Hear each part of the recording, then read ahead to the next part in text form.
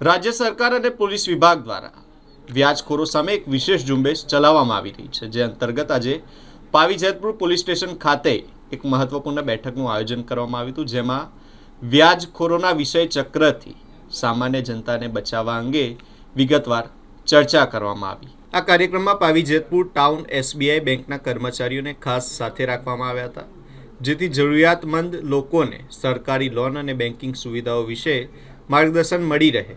આ બેઠકમાં પાવી જેતપુર સ્થાનિક વેપારીઓ, આસપાસના ગામડાઓના અગ્રણીઓ અને મોટી સંખ્યામાં સામાન્ય નાગરિકો ઉપસ્થિત રહ્યા હતા। વ્યાજખોરોના ત્રાસથી કેવી રીતે બચવું અને કાયદાકીય રક્ષણ કેવી રીતે મેળવવું તે અંગે સમજ આપવામાં આવી।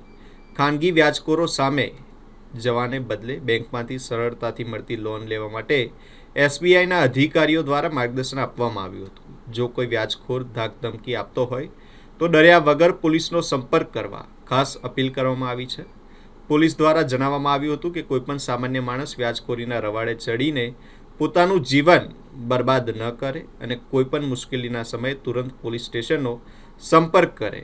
આ બેઠકના અંતે ઉપસ્થિત લોકોએ વ્યાજખોરી મુક્ત સમાજ બનાવવાના આ પ્રયાસને આવકાર્યો હતો।